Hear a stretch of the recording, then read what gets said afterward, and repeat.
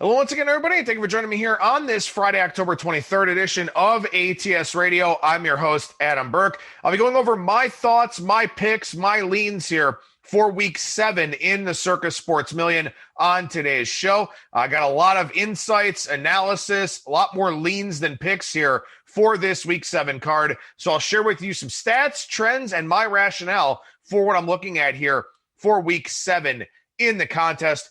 Over at ATS.io, we got a ton of great content for you. Great sportsbook promotions offers for this weekend. Got a list of what's going on over at PointsBet Sportsbook. You can check that out over at the website.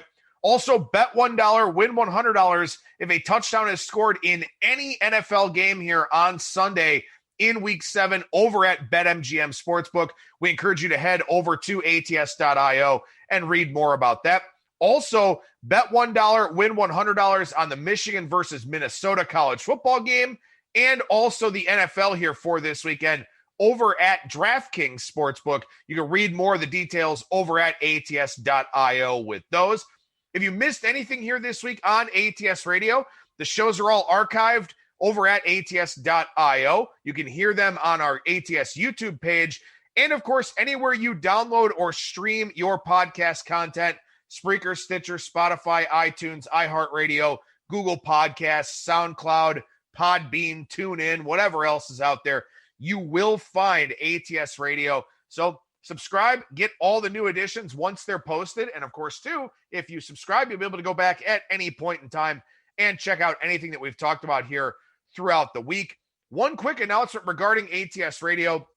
I've had some listeners reach out on Twitter and say that they miss the Monday shows. Used to do the Monday show with Kyle Hunter. Now we're doing that on Wednesdays with Kyle so that he can attack the totals market as those numbers get posted around the time that we were recording on Mondays. So I'm going to fly solo on Mondays starting next week. I will do the Bettors Box and update the World Series and talk a little bit about Major League Baseball. But I'll also combine that for next week with my power ratings, some of the overlays that I have, and also some of the box score notes that I've written down as I go through and adjust my power ratings.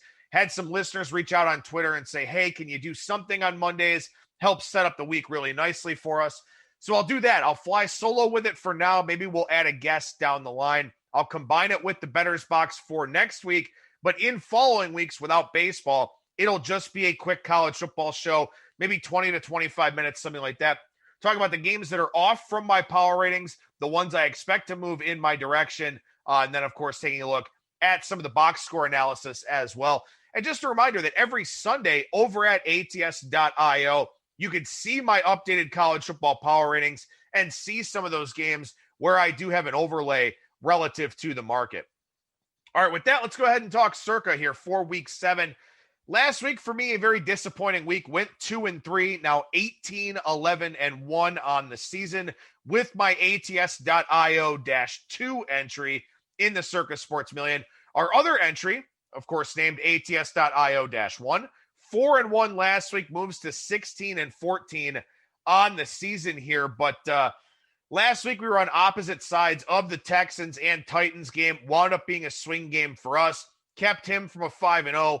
Kept me from a 1-4. So was able to minimize the damage a little bit. Had the chance to get out with a positive week if the Cowboys had actually shown up on Monday night. But now both entries here, 7-3 in the second quarter.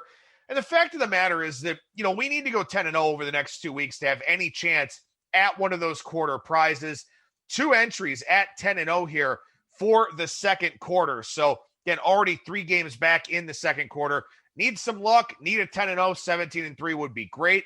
Probably not going to happen, but the quarter prize is a big deal here in the Circa. $187,000, the first place prize for the quarter, 75 for second, 25 for third. So hopefully we can get in the mix for some of those quarter prizes, if not this time around in quarter 3 or quarter 4. Presence-1 leads this year's Circa Sports Million with 25.5 points over Presence-2 with 25 points.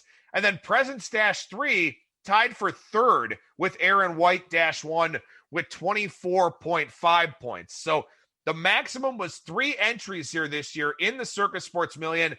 that probably led to getting over that overlay with the guaranteed prize pool of $3 million. The fact that you could have 3 entries, and we all thought there was going to be an overlay. So taking 3 shots at an overlaid prize pool made a lot of sense.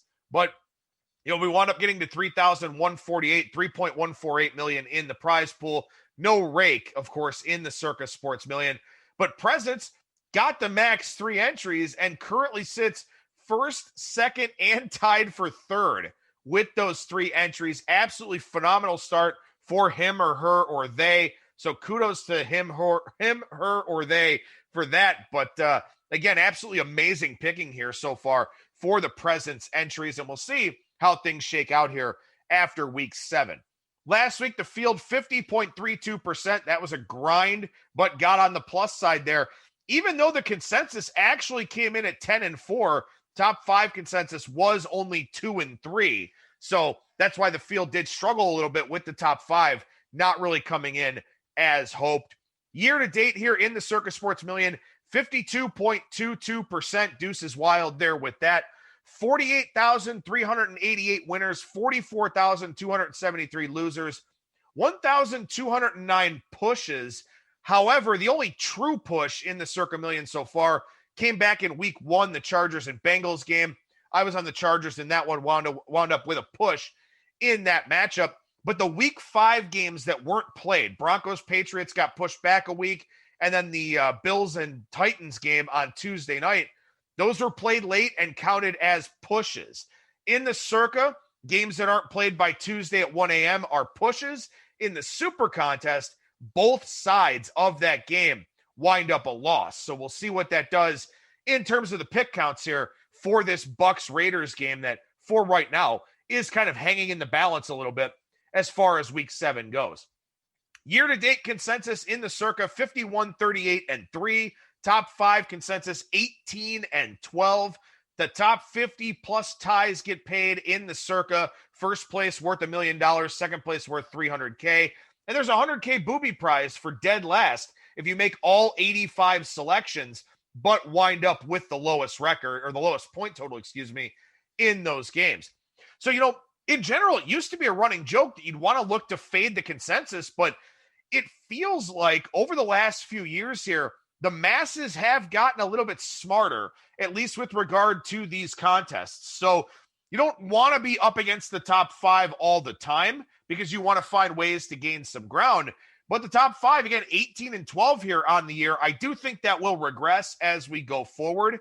But, so far so good for the most popular picks of the week. And, of course, the consensus, what I mean by that is the most popular side in each individual game. Over in the Super Contest, we like to update that. We still cover that over at ATS.io, even though we are not in that field for this season. ODBMG2 leads with 25 points. Goosebumps is second with 24. Last week, the Super Contest field 53.43%, much stronger than the Circa field in week 6. 51.68% for the season. Over in the gold, Andrew Scalzi 2 leads Brett Favre 444, 22 points to 21.5 there. A very well-known name in the sports betting world, Right Angle Sports, among those tied for third. Winner take all in the gold, $360,000, the prize pool for that. The gold field last week, 63.78%. I heard a lot of sharp guys last week talking about how much they liked the card, liked a lot of the spots, the situations, and the lines. And the gold field very much backed it up, coming in at almost 64%. That's a phenomenal week in any contest format, certainly in the Super Contest. 54.83% here for the season in the Super Contest gold. Last note here before I get into my picks and leans for week 7 is that I think this is a tough card this week. There are a lot of games I kind of like, very few games that I really like. That does make it a challenge more often than not. But when you look at the lines here for the Circa, and this even includes last night's game with the Giants covering against the Eagles, all but 3 games have a hook here this week in the Circa Sports Million. Cowboys, Washington is a pick'em. Lions and Falcons is at 2. Bears and Rams at 6. Every other game in the Circa this week with a half-point line attached to it. Now, The reason I bring this up is twofold. The first is that, and I've talked about this before, from a game theory standpoint, with 3,148 entries, a push doesn't do you all that much good. Yes, you get a half point for it. It's better than not getting anything. But because there are so many ways to get leapfrogged in this contest, you'd almost rather play games with a hook. You'd rather go for that risk reward of getting a full point as opposed to maybe getting a half point. So there is that. The second thing is that line value is a major deciding factor in these contests. Remember, on Wednesday night, the Super Contest lines come out. On Thursday morning, the Circa lines come out. The lines do move, obviously, in the betting market from Thursday until kickoff. They don't move in these contests. And last week we saw, some of these line value things come into play. For example, in the Super Contest, the Giants were 2.5. In the Circa, they were 3. I stupidly took them anyway in the Circa, but there's a lot more equity in taking minus 2.5 instead of taking minus 3. We look at the game between the oh wow, I can't believe this escapes me here. I just had a complete brain cramp there. Oh, the Chiefs game against the Bills. That line was 3.5 in the Circa, and then the Super Contest, it wound up being 4.5 and 5 in the betting markets. So we saw a lot of people piggyback the Chiefs in that game at 3.5 with the line movement that we saw taking it to 4.5 and 5. So we do see a lot of that here in the Circa. And to be completely honest with you, it's probably not something that I pay enough attention to in terms of trying to grab some line value based on what's happening in the market. A lot of times I'm looking more at the injury reports and stuff like that. So, this is one of those situations where when we've got a lot of half points, for example, a game that I like here, transitioning into my picks, I like the Browns minus 3.5, but the market is on 3 now. So do you want to take the Browns in this contest when it appears that sharp money has taken the hook off of Cleveland to bring that line down to 3? So those are sometimes the decisions that you have to make where maybe the line in the market is reflective of something that, wasn't present on Wednesday or Thursday when these contest lines came out. So you have to decide, do you still want to play it, or do you want to maybe take a game with some more line value that's maybe gone from 3.5 to 4 or 2.5 to 3 or something like that? So that is a big part of the handicapping for a lot of people here in this contest, is taking line value in the Circa relative to what's happened out there with the actual betting market. So we'll probably see a lot of that come into play here with all but 3 of these games for week 7 having that half point line attached to them. But as I said here, the Browns minus 3.5 is on my list of very likely picks. Again, as I said at the top here, there are a lot of games I kind of like. There are not a lot of games I really like. So I've got a lot of decisions to make between now and when our picks go in on Saturday. And again, our picks due to our proxy over at footballcontest.com by 4 o'clock Eastern time on Saturday. So I've got time. I've got time to see how the betting market shakes out, how the injury reports shake out, stuff like that. But again, I'm going to have some very difficult decisions to make here this week with the games that wind up being on my Circa card. But as I said, the Browns minus 3.5 here. Again, the line down to 3 market wide. But the Browns go from the Steelers with an elite pass rush, elite speed on defense to the Bengals. Steelers first in pressure percentage in the NFL per Pro Football Reference. The Bengals are 32nd. Also, the Bengals are 30th in yards per carry allowed with 5.1. Only the Titans and the Texans are worse at defending the run on a yards per carry basis. So when I look at the Browns for this week, they can run their regular game plan. They can run what they want to run offensively. Last week, Baker throws the pick 6 right away. They get behind in the game. It takes them out of what they want to do. Also, Baker was hurt, so that was a big part of it. And I don't know how much healthier Baker is this week, but you can run the football much easier on the Bengals than you can on the Steelers. So that opens up the stretch running game, the zone running game for the Browns. It opens up play action with Baker Mayfield. It opens up moving the pocket a little bit because the linebackers have to stay stationary or maybe cheat up against the run. there are a lot more opportunities for the Browns offense here against the Bengals. Now, there are concerns on the offensive line, and I think this is why this line moved from 3.5 down to 3. Wyatt Teller didn't practice on Thursday. He's probably out again. He was graded as the best offensive guard per Pro Football Focus over the first 5 weeks of the season. Then also J.C. Treader, the team's center, dealing with a knee injury. He's been limited in practice the last 2 days. So I think offensive line injury concerns are why this line has moved down a little bit. And I understand that, and I certainly agree with, being cautious regarding those things. But also, this is a much different matchup for the Browns, to say the least. And furthermore, this is a much different matchup for the Browns defense, too. And to be totally honest with you, I think Joe Woods has done a pretty good job with this unit, given that the Browns have had so many key injuries in the back seven. They're getting healthier. Denzel Ward played last week. Mac Wilson was out there. They're getting healthier. They're getting better. And as great as Joe Burrow has been with these adverse conditions that he has with the Bengals, they're still 30th in yards per play. There's just not a whole lot of efficiency to this Bengals offense. I like a smart coaching staff like the Browns to adjust, having played the Bengals once already. The Browns should have covered that first game. Burrow got in the back door. The Browns left some points on the field. I think the Browns are a good pick this week. 3.5 is the scary part as opposed to 3. I wish it was 3, but this one is one of the games I like a little bit more here on the card with the Browns minus 3.5. Next up on the board here is the Broncos, number 20 in the Circa Sports Million rotation order. They are plus 9.5 against the Kansas City Chiefs. And this isn't really a super detailed or complex handicap. There's a couple of obvious points here. This is a big spread of 9.5 with a good defense for the Broncos. And it's going to be a bad weather game. Snow, cold, wind, gross conditions. I don't think either team's going to love being out there in this environment. But for Kansas City here, back-to-back road games on a short week in elevation. And the Broncos are 7th in points allowed per drive this year, despite being 25th in average starting field position against. So it's tough to score on this Broncos defense. You add in the weather conditions and the environment and the atmosphere, and I think that the Broncos do make some sense here. Now, one thing I am worried about a little bit is the status of this game. There is the wildfire going through the Rocky Mountains, up in the Boulder area and all of that.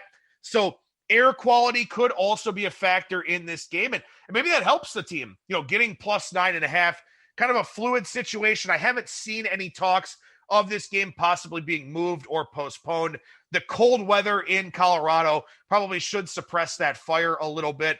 But again, I just think to me, and it is tough to take a public dog against an elite NFL team like the Chiefs. That is a little bit concerning to me. And again, one of the reasons why there are a lot of games I kind of like, not a lot of games I really like. But again, it's just hard to score on the Broncos. It's hard to score in this environment. Back-to-back road games, going to elevation. The Chiefs, this really would have been a great fade spot, I think, if they had played on Thursday night last week, would have had the extra prep time, but still, they would have been playing 3 games in 11 days, 4 games in 21 days or whatever. So, I think that the Broncos are a good look here this week, getting 9.5. I wish it was 10, but I think that this is just a little bit too big of a number for a Denver defense that plays very well, and also for a Denver offense that got Drew Lock back last week. Next on my likely list of picks here, and again, I will keep reiterating this. There are a lot of games I kind of like, not many games I really like. This is one I could really talk myself into here. That's number 26 in the Circa Million rotation number order, the Pittsburgh Steelers plus 1.5. Now, this one's kind of contingent on whether or not A.J. Brown plays for the Titans.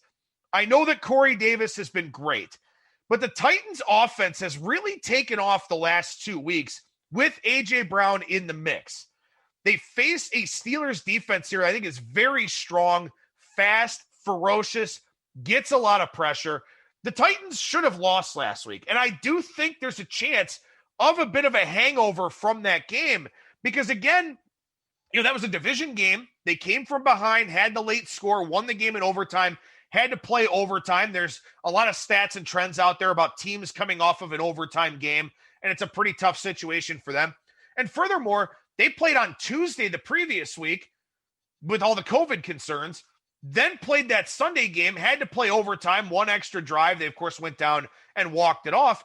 But now they play the Steelers, a very tough, physical team, a very good Steelers team, a Steelers team that didn't have to, spend a ton of energy last week in beating up on the Browns.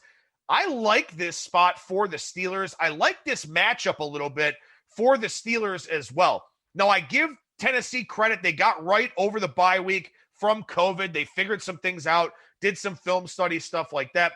But it was kind of a misleading game against the Bills. They won 42-16, but they were +3 in turnover margin. They got outgained in the game. Josh Allen had maybe the worst game that we've seen from him in a long time.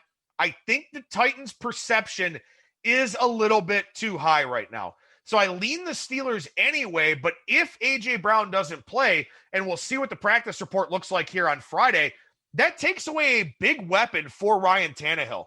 Tannehill went to Brown immediately. I think he had 8 or 9 targets in that Buffalo game. Tannehill went to him right away. So I think without Brown, this Titans offense can regress back into what it was earlier on in the season. And I think the Steelers are just a very, very solid, very, very good football team. +1.5, I do like them here. Number 26 in the Circa Million rotation order. So the 3 likelier picks, we'll call them, Browns -3.5, Broncos +9.5, Steelers +1.5. Now, I got 4 leans for you here, and I could also talk myself into the Rams laying 6 on Monday Night Football. I think that's a spot where the Bears' lack of offense could wind up showing up a little bit. But the first of the leans here, number 10 in the Circa Million rotation order, the Panthers +7.5. This just feels like a big number for the Saints to cover. The Panthers' offense has been quite efficient this year. They haven't been forced to give the football to Christian McCaffrey because he's been out. McCaffrey expected to come back in week 8. And I think to a degree, the fact that you're playing one more game without Run CMC is that I think it's a rallying point for the Panthers here, because you can go, look, let's go win this game. And then we get our stud running back next week. And that gives us a good opportunity when he's got fresh legs. So I think the Panthers do get a little bit of a boost here, knowing that McCaffrey's coming back, but that he's not back yet. I think we get one more big effort out of them here in this game. Teddy Bridgewater, of course, was with the Saints, knows the Saints personnel well, knows the offensive scheme from Sean Payton very well. I think that could be a benefit for the Panthers here in this one. Also, too, Michael Thomas, bad news on the injury front for him. Hamstring took him out of practice on Thursday. We'll see if he practices here on Friday. If Thomas doesn't play, this line is 7, maybe 6.5. Could be one of those line value games that I talked about earlier on in the show. The Saints offense is just struggling badly with efficiency. The Panthers are 30th in blitz percentage, but they're 8th in hurry percentage. So they get pressure with the front 4, which allows them to be back in coverage a little bit, gives them the chance to keep everything in front of them. And I think if you avoid big plays against the Saints, then you can cover some numbers in games against them. So Panthers +7.5 on my short list here, and probably one of the games I do like a little bit more than some of the others here on the leans list. Number 11, the Buffalo Bills. They're an 11.5-point favorite against the New York Jets. Look, it's a big number. I get it. I understand it. But here's a trend for you. Double-digit favorites since the start of the 2017 season. 61, 41, and 4 against the spread. 59.8%. The Patriots are 14-5 in that role, in that span. So there is that.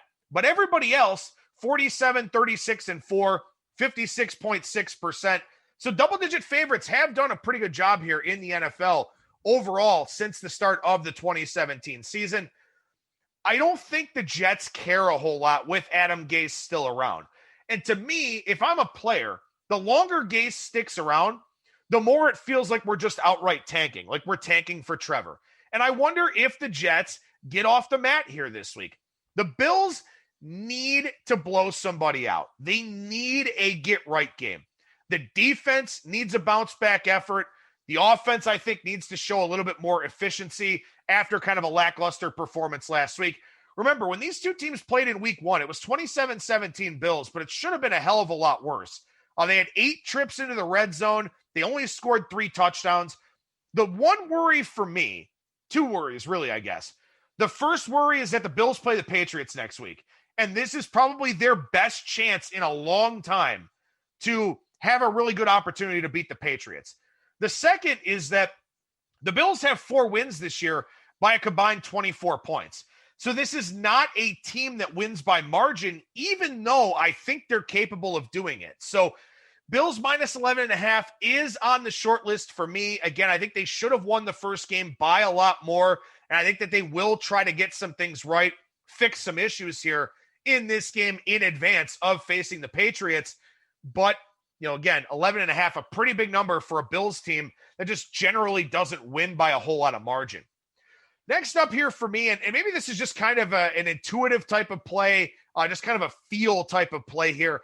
Number 14, the Houston Texans are plus 3.5 against the Green Bay Packers. And this is a Texans team that just looks dramatically different without Bill O'Brien. The offense is more efficient, specifically in the passing game. They just look different. They look happier. They look more excited to be out there on the field. I do worry to a degree about the hangover from last week's loss, but Crennel went for 2 with the chance to put it away. I don't mind doing that. I think it shows kind of where Crennel is, puts some confidence in his team. There's just more positivity overall with the Texans, with Crennel now as the head coach. The offense is humming along a little bit better. Defense still gave up over 600 yards in that game last week, so that's still a worry. But I think this feels like a sharper side to me, where I think this is a sharp versus public split game with the public on Green Bay, sharp money on the Texans. I'd rather be on the sharp side. Again, more kind of a feel play than anything else, just sort of a, I've seen this situation play out in the NFL before type of thing. I don't know how much I love it, but again, I still got plenty of time to sort through my thoughts here for the card. Finally, number 23, the Los Angeles Chargers minus 7.5 against the Jacksonville Jaguars. Again, much like the Bills, the Chargers are a team that never wins by margin. They play a lot of close games for one reason or another. I think this has the makings of a blowout win for the Chargers. The Jaguars have allowed almost 3 points per drive this year. That's easily the worst in the NFL. Only Dallas really comes close. The Chargers are 14th in points allowed per drive, and they played a much more difficult schedule, a much tougher slate of offenses than what Jacksonville has faced so far this year. The Jaguars are banged up on offense. Laviska Shenault is hurt. DJ Chark is hurt. They were limited in practice throughout the week here. Do the Jaguars care with a long trip out west? Is Doug Marrone a dead man walking? Will the Chargers pass rush get to Gardner Minshew? I think that, when you look at the guys the Chargers have faced here recently, they've faced the likes of Mahomes and Breeze and Brady. And even though Breeze and Brady may be on the wrong side of the aging curve here, those are just smart, cerebral guys able to break down a defense very easily. I don't put Gardner Minshew in that group. Minshew does tend to hold the ball kind of long, will get sacked. Chargers minus 7.5 on the short list for me. Again, not a team that wins by margin a lot, but I do think this is a spot where they have the opportunity to do that. So Browns minus 3.5, Broncos plus 9.5, Steelers plus 1.5, the very likely picks for me. Panthers plus 7.5, Bills minus 11.5, Texans plus 3.5, Chargers minus 7.5 on the list of leans for my ATS.io-2 entry in the Circa Sports Million. Like I said, on Monday, I'll do the Bettors Box, updating the World Series, updating my year-end thoughts for the Major League Baseball season. Then I'll talk about my college football power ratings, some overlays, some box score notes and nuggets, stuff like that on Monday. Tuesday, Brian Blessing. Wednesday, Kyle Hunter. Thursday, Brad Powers. Friday, be back again with some thoughts for the Circa Sports Million for Week 8. That'll do it for me. Thank you so much for listening, everybody. Have a happy, healthy, smart, safe weekend, and I will talk to you again on Monday.